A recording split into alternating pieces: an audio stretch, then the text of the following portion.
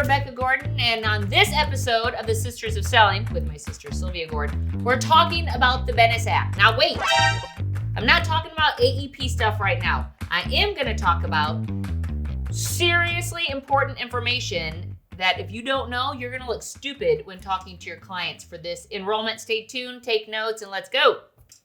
How's that?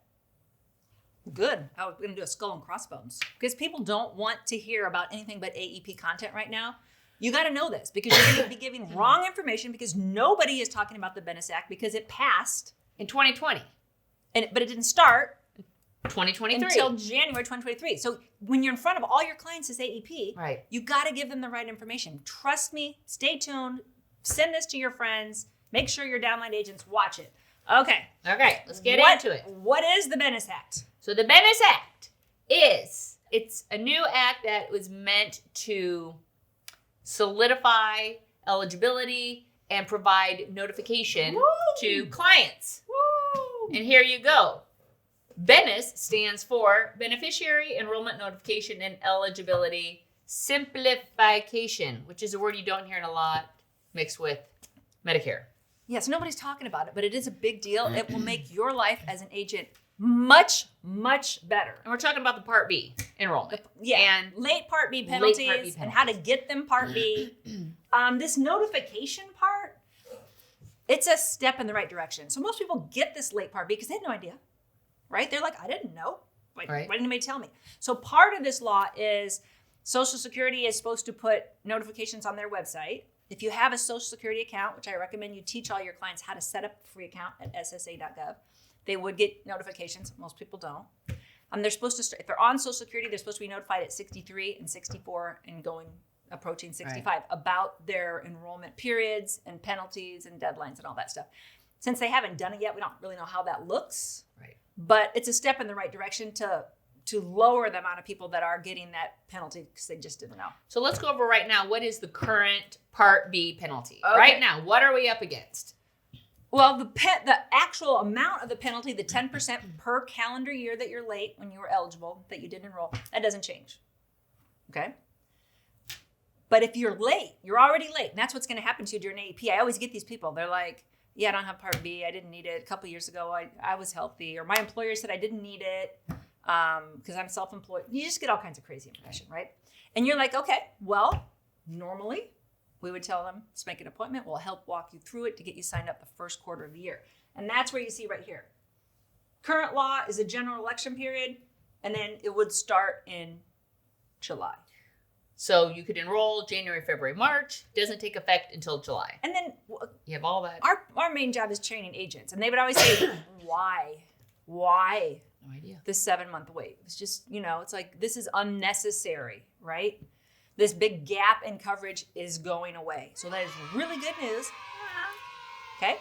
And that will start January 1st. Now, there's a little problem in the good news in the transition. The other thing, we'll go back into that. The other thing is right here. People that enroll past the month that they turn 65 in their IEP, that's going to be shortened to the first day of the following month. Why we want you to pay attention right now to the BENES Act is because any information you give to your clients right now, if you're not informed of how this is changing, you're going to give out wrong information. For example, if someone comes to you during AEP and they need to enroll, you might be inclined to say, I'll enroll you in January, February, March. It'll take effect in July. What you really need to be telling them is, I need to enroll you a year from this October. It's going to align with AEP. So it's not exactly the same dates, but it's October, November, and December. It'll start the first day of the next month. So the earliest you could get it, they could sign up would be October of 2023, and it would start November of 2023, instead of enrolling them in January and it's starting in July. So instead of a July, it's going to be 2 months later in November. Is anybody paying attention? That would be September, 2 months later from July. July. August, October, November. September. Oh, I've missed a month. Yeah, it's 3 months later. You missed several months. Okay. Well, anyway. The main thing is don't tell people, I can get you signed up the first quarter and it'll start July 1st. That's over. Is now over. Thank God. I'm glad that's gone. But you're going to have people that are kind of caught in this. And I've already had people that are already caught in this and they got to wait just 3 months longer. There's also some other parts of this law that are very good. So any of the graphics online, we couldn't find anything that has updated for the BENES Act, so we're going to make a new one. These are all your enrollment periods. If you want this, hit us up in the comments and we will send you the revised copy. Okay, so here's your current general enrollment period, first quarter of the year. Coverage gap starts July 1st. Going away. This is moving from the first quarter of the year to the last quarter of the year. So everybody knows about the initial enrollment period, your 7 months. Your 7 months of surrounding your birthday. So you're turning 65. Why are agents losing their minds over this? What was so frustrating, what is so frustrating to this day, especially if you're a new agent, and I know a lot of new agents watch us, is that if you're 1 month late, but you're still in your initial, it won't start for 2 months. And if you're 2 months late, it won't start for 3 months. And if you're in your third month, it doesn't start for 3 months, which should be 4 months if there was any logic. I was going to say. If there was any logic to any of this, right? So it caps at So 3 that months. delayed Part B enrollment, there's no penalty, but you're all kind of penalized because it's like screwing up everything. It's like, what? We had somebody 2 weeks ago and they wanted this date. We couldn't get that date because if they signed up there, they wanted this date. They had to have been. Yeah, like they wanted October 1st. We couldn't get it. Right. And they were like, are you incompetent? Right. And it's like, this stuff does not make sense. That makes no sense. So this is gone. This is also part of the BENES. Boom! Correct. So now we don't have to Gone. mess with this. Fixed starting in January. Anytime in your IEP, which really it's only the 3 months after, if you sign up 1 month late, it starts.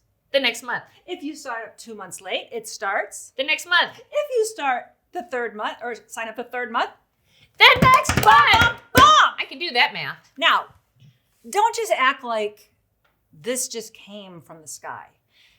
This BENES Act We've been was talking about this years in the a long making. time. This was pushed by NAHU. And if I haven't shamed you guys enough to join, like you should be shamed. You should tuck tail and run. Because Congress doesn't care. Right?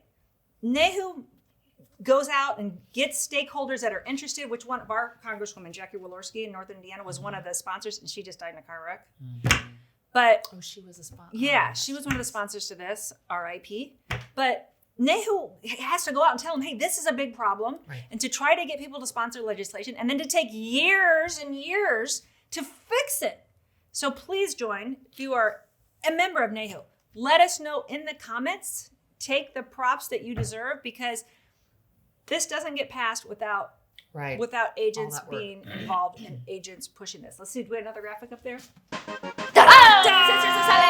There's actually a couple more things to the BENES Act, but we'll put that out. We'll put that out in a white paper. If you want that, you can ask us in the comments below. We will be back to talking about AEP next week. If you do not subscribe, hit the subscribe button. We would really appreciate it. Good selling, folks. Happy selling. Peace.